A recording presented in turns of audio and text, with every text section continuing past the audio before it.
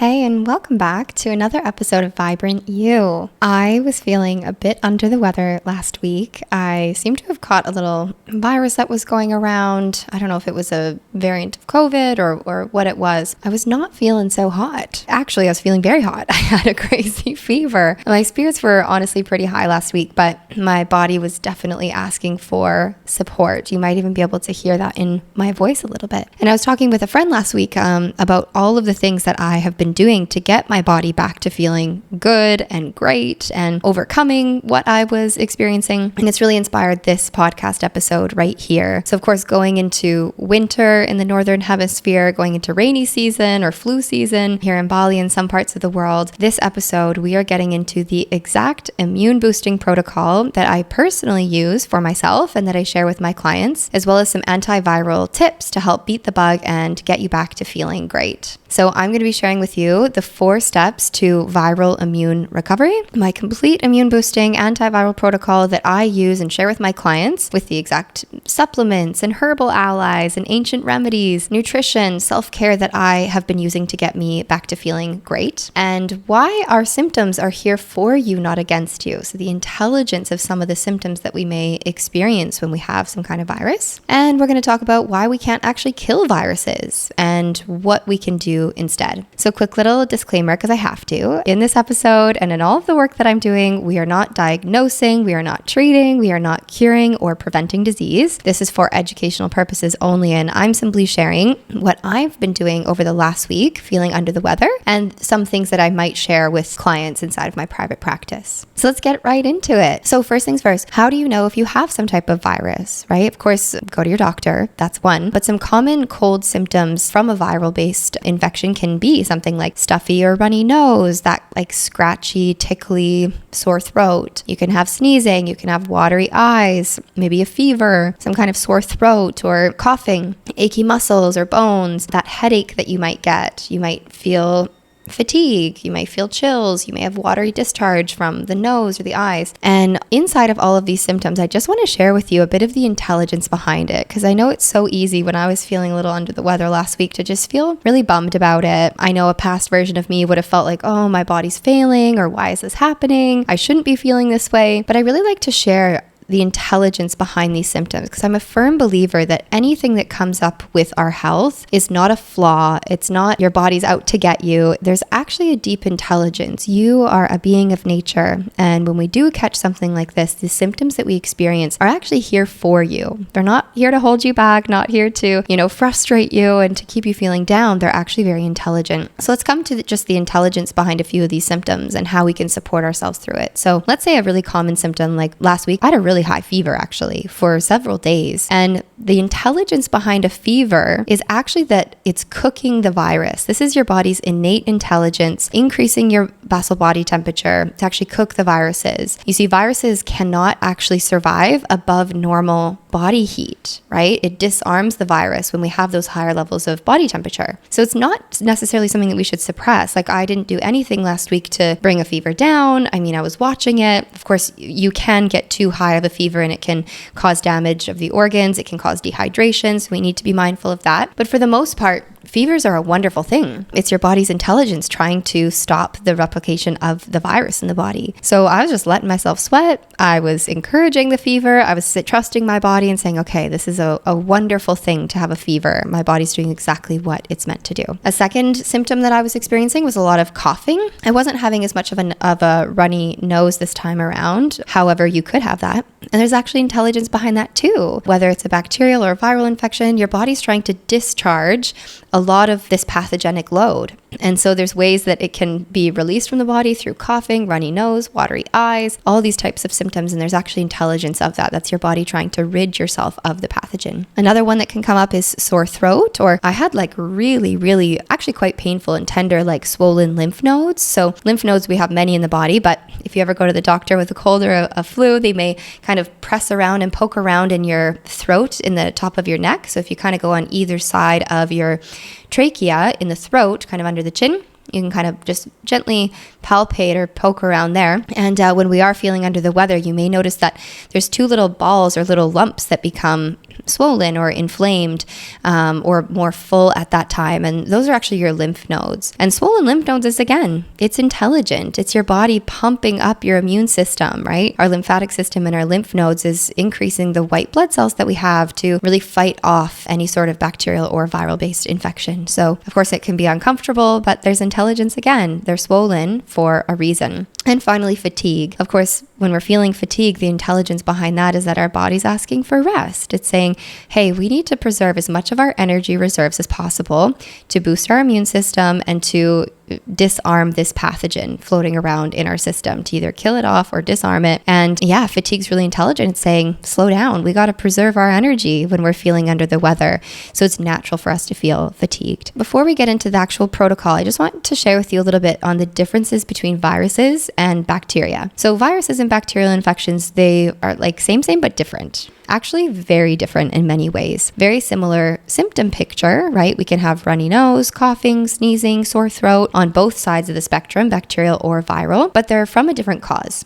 So unlike bacteria, viruses can't actually be killed because they aren't technically alive to begin with. Viruses don't breathe, they don't eat, they don't produce their own energy, they don't have their own cellular structures or independent metabolism like there is inside of living organisms or bacteria. Instead, viruses are more like these genetic instructions wrapped up in a little protein coat, relying on host cells, right? You and I, to replicate and to function. So we can't actually kill viruses, but what we can do is disarm them. And that's what we really do inside of functional medicine and integrative health protocols, is that we focus on rendering the virus harmless by disrupting its ability to reproduce or to further infect. So traditional killing methods like antibiotics that you might use for a bacterial infection actually won't work on viruses. And if you do have a viral infection and you're prescribed antibiotics, it can actually make it worse because now we don't have all the bacteria that actually are important part of our immune system that can help disarm that virus. So we need to be mindful with that. And of course, you can talk to your doctor. And of course, you'd want to be doing the right testing to see if it is bacterial or viral. And of course, there's natural protocols that we can use as well. Antiviral approaches is often about interfering with the virus's genetic material and really boosting our immune system to help control the infection, focusing on containing the virus rather than destroying it because we can. So prevention and building the body's resilience is really key here. So a few little tips is, number one, prevention is always easier to deal with than getting a full-blown virus and needing to take care of it. So of course, tips like maintaining hygiene. If the people around you are sick, wash your hands, all the basics. We all know those things, right? Focus on immune boosting, right? Try to eat well all year round. Eat your plants, eat your antioxidants, get healthy nutrition, eat organic when you can. You know, everything that you can do to focus on immune boosting is going to help to prevent, you from getting the virus, or therefore building up your physical resilience so that if you do get it, symptoms tend to be a lot more mild when our physical body's in a level of balance and strength to begin with. So, just to kind of give you an idea, a friend of mine who I think I may have caught the virus from, I guess a couple of weeks ago, she was really unwell. She was coughing like crazy. She thought she was feeling better. Maybe she was still a little bit contagious at the time that I saw her. And she said that she felt like she was on her deathbed. It was just such an intense viral load for her. And she felt so unwell and for a very significant amount of time. And for me, it was a couple days feeling really under the weather, but my symptom picture was not nearly as severe as hers, right? And part of that I kind of say is because of just all the immune boosting that I'm doing all year round and keeping well and keeping balanced all year round as best as I can. So try to catch it early if you can. If you're noticing, you kind of know, and you build the body awareness to know when your body's feeling under the weather, right? So if you're feeling a little bit lower immune, lower energy levels, you feel like the start of maybe like a little tickle in your throat, we want to take action right away. Prevention's number one, but if we don't have that luxury, then as soon as you start to feel something, you want to go straight into immune boosting mode. Because if you can kind of catch it early, it's a lot easier to boost your immune system and prevent it from turning into something full blown. I wasn't able to catch it early. I tried my best. I thought I was feeling better 2 days in, but turns out I wasn't. So we do our best best. But of course, another thing here is that if you're a woman, during the 4 phases of your menstrual cycle, your immune system actually goes through radical changes. And last week I was in my luteal phase. And did you know your body's so intelligent as a woman that your immune system will actually on purpose decrease itself in that luteal phase? Because if you were to have fallen pregnant in ovulation, your immune system will on purpose drop down so that your immune system doesn't attack the foreign body of a growing fetus, right, during the act of conception, and doesn't, start to kill off the growing fetus. How cool is your body, women? That's so fun to know. So the only times that I ever get sick throughout the year, it's not very often, maybe once or twice a year, I might catch a little cold or a flu if something's going around, but I will always catch a flu in luteal phase. Any other phase of the menstrual cycle, I can, be around people that are sick and I don't seem to catch anything. But luteal, when your body's a little bit more run down, it's natural that we may feel that. So even just adding in some immune boosting during that phase can be really helpful. So yeah, keeping our bodies healthy and resilient all year round is really key. But let's get into if you do get sick, right? So what are the 4 steps to viral immune recovery, right? So again, these viruses are a little bit different than how we may manage bacterial infections like strep throat or some of these other things. But for viral infection, the 4 steps to viral immune recovery are: number 1, boosting our immune system. Number 2, stopping the replication of the virus. Number 3 is to disarm the virus. Because remember, we can't actually kill viruses, but we can disarm them. And then step number 4 is to recover from the damage of the viral-based infection. So let's get into the immune boosting protocol. So when would I actually use this protocol? I would use it in the context of it's flu season and I just want to boost my immune system. I would use it if someone around me is sick. So as soon as I was around that friend that was coughing, I immediately started it. I would use this while traveling because naturally you're sleeping different, you're eating different, your immune system might be a little bit more compromised when we're traveling. I would use it during luteal phase. Again, when I need a little bit of an extra immune boost or I'm feeling just a little bit like lower immune or more fatigue in that luteal phase. I would use this protocol if I'm feeling under the weather or just stressed or just actively feeling unwell. So what is this immune boosting and antiviral protocol?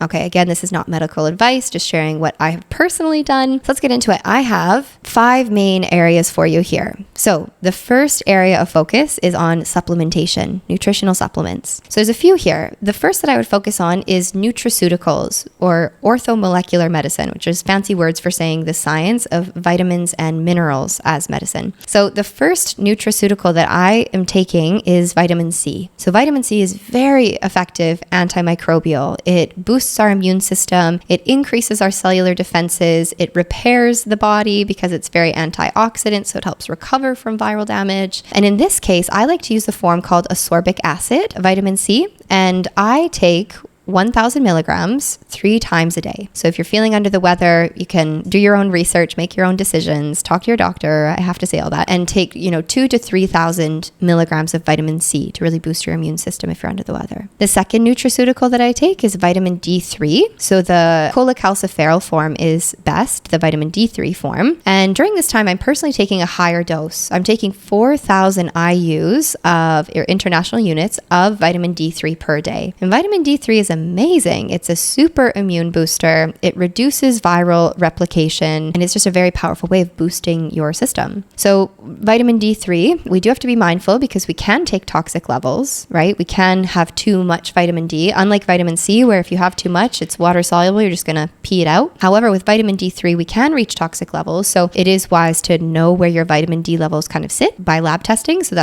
I know where my vitamin D3 levels sit. So I feel comfortable and confident taking that higher dose of vitamin D3. However, if you do have toxic or high levels of vitamin D, which is not common, by the way, but it is possible, and we would want to just be mindful of that. So always wise to test or just take lower dosages. So 4,000 IU a day, I'm taking 2,000 IU with breakfast and 2,000 IU with dinner. And vitamin D3 is fat soluble, so we always want to be taking it with food. The third nutraceutical that I'm taking is zinc, which is a powerful mineral. It is excellent immune boosting. It's a powerful antimicrobial and antiviral agent. And the form of zinc that I'm taking, I like to take zinc citrate in this case, but I'll just name a few of them here that you could take. Maybe you have some in your medicine cabinet, or you can look for these online. Zinc citrate, zinc gluconate, zinc glycinate or biglycinate, chelated zinc or zinc chelate, or zinc picolinate. These are really the best forms. These are the more functional forms, therapeutic forms. What we don't want to be taking is something that just says zinc, because guaranteed it's the cheapest,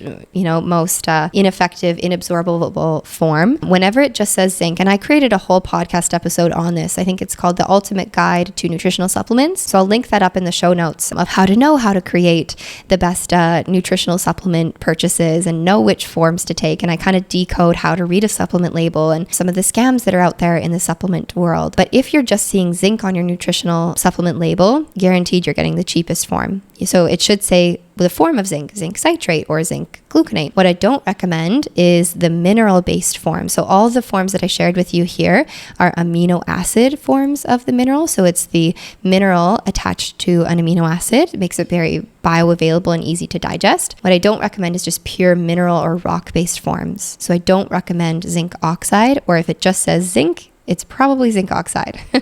And they're not advertising zinc oxide because they know that it's the least bioavailable form and it doesn't make their product look very good. So I'm taking 30 to 60 milligrams per day in divided doses. I'm taking, let's say, 15 to 20 milligrams with lunch and 15 to 20 milligrams with dinner. I'm taking it away from my morning iron because they can reduce the absorption of each other. And zinc is just really great to take at night. That's kind of when it's most recommended. Please remember that zinc should always be taken with food, or it can make you nauseous. I've actually taken zinc on an empty stomach and vomited before, and that's common. So just make sure that you're taking it with food and you'll be perfectly fine. Okay, so those are the top 3 supplements or nutraceuticals. I'm going to share 2 bonuses with you here. So the other ones that I'm taking is NAC, or also known as N-acetylcysteine. And NAC, this is a supplement that's so powerful. It's a powerful antioxidant. It supports our cellular defenses, our body's tissue repair. It reduces the severity and the duration of our symptoms. It also is really great for reducing like the runny nose, the runny eyes, the cough, those types of things, just symptom support. And I'm taking 1,200 milligrams a day. So 600 milligrams with breakfast, 600 milligrams with dinner, and that works really great to support my immune system. The final one I'll share with you is quercetin. Quercetin, quercetin. And this is an amazing product. It inhibits viral replication, promotes viral inactivation, so disarming that virus, reduction of symptoms. It's an antioxidant, anti-inflammatory, and I'm taking 500 milligrams a day with breakfast. So these are all great products and supplements that you could do your research. You can talk to your practitioner about. You can also get an IV. So that was something that I did twice in the last week when I was feeling a bit under the weather, just to help boost my absorption. So the thing with doing IV-based infusions is that it goes straight to your bloodstream, right? It bypasses the digestive system. Absorption is instant. Absorption is really effective. You're getting a higher dose of those things. Of course, you need to be working with a qualified professional and someone that really knows their stuff. You don't want to just get something off the street. You wouldn't do that. But yeah, you just want to really do your research. Make sure that you're getting it from a qualified place. But yeah, IV infusions can also be very supportive for delivering those nutrients in a really effective way. So I will link up my personal immunity protocol and the supplements that I've personally been taking in the show notes. I'm actually also creating on the back end of the website, bindistables.com. I'm actually creating a whole shop page for you of all of my favorite products. So it's been a work in progress. All of the products that I personally use and love, I'm going to be creating a whole shop page for those recommendations for you. So I will let you know when it's live, but I'm so excited to share these with you. Okay. So that's number 1, supplements. Number 2 area is nutrition. So of course, how we eat when we're feeling under the weather really matters. So the overall general rules when we're feeling under the weather is to allow our nutrition to be 1, really simple. We want it to be 2, on the lighter side. So we're not eating too heavy, not hard to digest foods. We want it to be easy to digest, nutrient rich, right? So lots of vegetables and mineral rich foods and easy to digest. So things like soups and stews. So I've been eating a lot of soup over the last while. It's warming, easy to digest. It's simple, it's light, and it delivers nutrients in a really easy to digest way. So what I'm not eating is a lot of processed foods, heavy foods, inflammatory foods, fried foods and oils, things like that, and just keeping it really simple. So that's my nutrition when I'm feeling under the weather. Okay, the third area let's get into is herbal allies. So, of course, talk to your health practitioner. Unlike nutraceuticals, where everybody needs vitamin C and vitamin D, and that's kind of basic, there can be some contraindications with herbs. Herbs are amazing, herbal products and roots and fruits and all the things. But if you are taking any medication or if you have any underlying health issues, there can be some contraindications there because herbs are powerful. So I'm not going to share doses of things on purpose because it really is so bioavailable bio-individualistic. And I'm going to share with you the main immune boosting and antiviral herbs and products that I've been taking personally over the last little while that you could do your own research on. So the first antiviral herb that I've been working with is elderberry. Elderberry is amazing. It's very antiviral herb, or berry, actually. We use the berries primarily, and it boosts cellular defense and it boosts our body's tissue repair. So you can purchase it as like an elderberry syrup. I love to make my own. I buy my own dried elderberries. You boil them for a very, very long time, boil it down, and then you can consume it and just add like honey at the end. And it's really, really excellent way to get that extra nutrition and those antiviral properties. So it's very immune boosting, elderberry. The second herb, everyone knows this one, echinacea. So echinacea is a very powerful antiviral herb, really immune boosting. So I've been taking this in the form of tea. You can get it in tea form. You can get it in tincture form. It's a really excellent, just like standard antiviral go-to herb when we need it. Golden seal. This is another herbal ally. It's very immune boosting. So it really builds our body's resilience and boosts our immune system. So that can be taken in tea or capsule form, tincture form. And again, I'll link up a lot of these products that I use in the show notes, and I'll have them in the shop as well when it's ready. Astragalus is another really immune boosting one. A really good antiviral one is andrographis, also known as sambiloto. So I've been taking very high dose of andrographis. All of the bitter herbs, so things like neem, andrographis, there's one more that I can't think of at the moment, but all the ones that are very, very bitter in nature are powerful antivirals, and they're blood purifiers. So in Ayurveda, we say that the different flavors, right? So sweet, sour, spicy, salty, and bitter, these 5 flavors have different effects in the body. And the bitter taste is very great for reducing a high fever, for killing pathogens, right? It kind of tastes like it's going to kill something, right? The taste of something really bitter, you know it's good for you, but it doesn't taste very good. So I've been taking high doses of that in supplement form. They also use andrographis in pathogenic cases of like malaria and dengue, so more severe viruses like that. Andrographis is excellent, and we've seen a lot of success with that as well. And there's lots of studies and research on its effect. Okay, so another bitter one is of course neem. Taking neem and andrographis.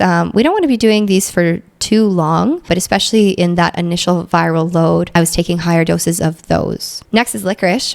So I actually keep by my side a little jar when I'm feeling under the weather. If you're with me on video, I have like a little jar of just genuinely broken down pieces of licorice root and whole cloves. So clove and licorice. What I actually do with these is I literally just keep a chunk in my cheek pocket all day. So I have like a clove and a piece of licorice. The licorice is really soothing for a sore throat. So if you have more like the dry, painful, red, inflamed throat, licorice is like a soothing balm for it. And clove is very antiviral. It also has like a slight numbing agent. So in some forms of like holistic dentistry, when you have a toothache or when you need to like freeze a tooth or something, or there's a lot of tenderness in the gum tissue, they'll actually apply some sort of food grade or medical grade clove essential oil to the tooth because it has such a numbing effect. So I literally keep a chunk of licorice and a chunk of clove in my mouth all day, every day, and I sleep with that as well. That's also safe for kids, right? Because they're just food based and it's such a low dose. The only risk, of course, is you have to be careful if they're too young, like the risk of choking. I personally sleep with it in my cheek pocket at night, but yeah, if there's a risk of choking, of course, you'd want to be careful with that. And with kids, you'd need to be mindful as well. Okay, last few ones for you here. Lemon balm. So lemon balm herb or tincture or capsules is amazing. You can make teas. It tastes delicious. It smells delicious. Most people know lemon balm for its like anti-anxiety and calming effect, which it certainly has, but it's also one of the most powerful antivirals out there. So it really helps to just boost your immune system. It's antiviral, antimicrobial, and will have you feeling much better real fast. So I love lemon balm tea. Okay, pine needles. This is so cool. Specific species of pine tree. The pine needles are actually very effective for specifically reducing the effects of spike proteins from certain viral-based infections. So I've been doing a tea. I'll just share with you kind of like the tea that I've been doing. I've kind of been combining all of this. So I've been doing echinacea, and I just have in my medicine woman in me, I have a whole cupboard of just bulk herbs, fresh, organic, dried organic herbs. And then I just make my own teas, my own blends, my own tinctures and whatnot here in Bali. And I've been combining echinacea, golden seal, astragalus, pine, and licorice because I've had quite a sore throat as well. And I've been making a tea or a decoction of that. And then the really bitter, bad tasting ones, I've been using those in capsule form because they just don't taste very good. So that's a really excellent remedy. And then finally, all of your culinary herbs can be really supportive during this time. So food is medicine, and all of these culinary herbs that you can cook with are really great. So they're immune boosting, they're antimicrobial. So things like garlic, ginger is excellent, oregano, so fresh or dried oregano leaves, basil leaves, fennel seed, peppermint is excellent for opening up the airways, rosemary is excellent, turmeric is really immune boosting and antimicrobial. So remember, cultures around the world, all these like traditional cuisines, like Indian cuisine and Egyptian cuisine, even like earlier Aztecs, like modern day Mexican food, coming from Mayan and from Aztec cultures, they are full of all of these culinary herbs that are really immune boosting and purify the blood. So yeah, we can always work with these in our kitchen and allow our food to be our medicine as well. Okay, so those are all of our herbal allies. Let's get into some ancient remedies. So this is the fourth area that we're looking at, ancient remedies. So I'm going to be sharing from some Ayurvedic perspective. So my background, my first love in medicine was Ayurvedic medicine, and I spent quite some time in India and studying Ayurvedic medicine, which is the oldest medical science known to humankind. And it's really intelligent. It uses plants as medicine. It uses our lifestyle as medicine, our food as medicine to really rebalance and heal the body. So some ancient remedies for you, home remedies. Number one is when you have a sore throat or you feel a tickle in your throat and you want to prevent it from moving that infection from the throat into the lungs because you're breathing through the throat all day or you're breathing through your nose all day. Oftentimes what happens is it'll start as a sore throat and then through breathing, right, that infection can move up into the sinuses through breathing, or it can move down into the lungs through breathing. So if we can catch it in the sore throat before it moves up or down, that is obviously ideal. So we can gargle. So doing herbal gargles, I add salt, so Himalayan or sea salt, to make like a saline solution. Mix that in some warm water. You can either just do that or do salt and baking soda. That's a really, really great just antimicrobial rinsing kind of agent in the back of the throat to reduce the pathogenic load. But I also add some herbs, right? So I add turmeric, which is really antimicrobial. I add licorice because again, it's like this coating, soothing balm for a sore throat. And I also add a little bit of triphala powder. So let's just like keep it simple. Salt, baking soda. You probably have some turmeric at home. And if you have some licorice powder at home or licorice tea, you can also just steep a licorice tea and add salt and baking soda and turmeric and do like a gargle. So I fill a big cup of warm water with those ingredients and then I gargle. So take a big sip, gargle it in the back of my throat, move my head side to side to make sure it gets everywhere. And then I spit it out and I'll gargle an entire big cup of that kind of like tea-like solution with salt and baking soda in it. So that's really excellent. So the next little home remedy is, again, I just hold that, my little clove or chunk of licorice in my cheek pocket. So that's like the original ancient throat lozenge, is really just holding those herbs directly in your mouth and allowing the medicine to really penetrate into the throat area. The third little ancient remedy for you is steam. So steam is another method of diffusing medicines into the airways specifically. So you can create, what I do is I just make a big pot, I boil some water, and then as it's cooling down, I'll add in, number one, eucalyptus essential oil, right? Or tea tree essential oil.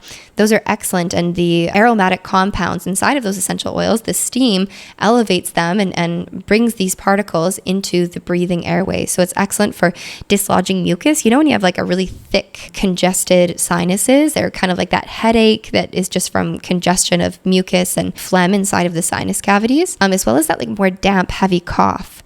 Doing this steam can really help move congestion inside the lungs so you can actually cough it out and release that. So it's not that like kind of hacking sensation all day. So you can, again, either do it with modern day essential oils, use food grade if you can. Eucalyptus, clove is great. doTERRA and Young Living are the two brands that I recommend. They're just much higher in quality than what you'll find. Please don't use Walmart or pharmacy ones that you'll find. Please get them from a qualified source. But products like On Guard essential oil or Thieves. So that's doTERRA and Young Living kind of blends with, I think, clove and eucalyptus and maybe tea tree and lemon, all these more immune boosting, antiviral, antimicrobial essential oils in there. Otherwise, again, you can just use salt, baking soda, turmeric powder. You can use peppermint leaf, and all those aromatic compounds will still be inhaled into the airways and have a really immune boosting and symptom relieving effect. Okay, next little home remedy for you, onion on the soles of the feet. So this is an ancient remedy in Ayurvedic times. Maybe your grandmother did this when she was young, is you would literally just take a slice of raw onion, put it on the soles of the feet, and then put socks on it, and then go to sleep at night. And this is more like, I'm not sure that I could show you scientific data or research on this, but I do believe, it brings the blood flow away from the central channel, brings them into the feet, helps relieve toxins, it improves circulation. So yeah, I've tried it before and it's actually been really helpful. So yeah, take what you will from it. Okay, another ancient remedy is colloidal silver. So colloidal silver has been used since ancient times, Egyptian and Indian times. Back in those days, they would simply place a silver coin in drinking vessels because it would ionize and it would release some of the silver particles into the water. And silver is massively antiviral. So of course, quality and sourcing really matters. Please do your research. Again, I'll link up a colloidal silver product that I love and take in the shop and as well as in the show notes. But yeah, colloidal silver can be really effective. Please remember, don't take colloidal silver on a metal spoon. Okay, so when you're measuring it out, you don't want to be doing that because it actually neutralizes the ions of silver inside of the solution, inside of the water that it's suspended in. So really we want to be consuming it out of a glass cup or out of a plastic spoon is fine, or if it's in a dropper, you can take it from the glass dropper directly. And colloidal silver should always be in a glass bottle, not plastic, and certainly not metal. I don't think I've seen that out there, but just in case. Okay, neti pot. Let's talk about that real quick. So neti pot, if you've never heard of it, is like taking this little kind of teapot looking thing with warm water and salt. You can do it with herbs as well, like turmeric and licorice. It's very soothing. And basically what you do is you tip your head over a sink and you put the spout of the kind of teapot, or the neti pot we call it, in one nostril. You tilt your head forward and basically the water is going to go up your, let's say, right nostril into the sinus cavity, and it's going to pour out the left nostril. So the idea behind it is that it helps to rinse out the excess mucus and congestion inside of the sinuses, and can be really great for opening up the breathing pathways. There's some genuine contraindications here where it can be really effective as a prevention and after you're already finished being sick and your sinuses have cleared a little bit, but you actually don't want to be taking neti pot lightly. You don't want to be doing it when you're too congested because you can actually get trapped water stuck in your sinuses, and it can cause, my partner, he did neti pot when his sinuses were a little bit too congested, and that water got trapped in there, and it actually caused a very severe ear infection. It can cause throat infection or all kinds of things that we just don't want, eye infections, things like that. So we do need to be mindful of that. Yeah, there's a lot of technical rules in Ayurvedic medicine. I was shocked. Normally people talk about neti pot so casually of oh yeah, it's great, rinse your sinuses and whatnot, but it's a very specific medical therapy, right? That should be used in right timing. Some rules that we were always recommended, my teacher, you never do neti pot before sunrise or after sunset, right? You never do it on rainy days. You never do it, when you're already low immune or when the sinuses are already too congested. Yeah, you always use very sterile water. There's very specific ratios of salt to water because if there's too much salt or not enough, it can cause burning. So yeah, do your research. Maybe one day, if anybody wants this, I'll do a full episode on some of these ancient Ayurvedic remedies like neti pot and kind of share the exact science behind it and how to do it in a healthy way and all the contraindications. But that's a whole other episode. Okay, you guys, so that is our ancient remedies. Okay, final area that I want to get into is self-care. Number one in self-care is rest.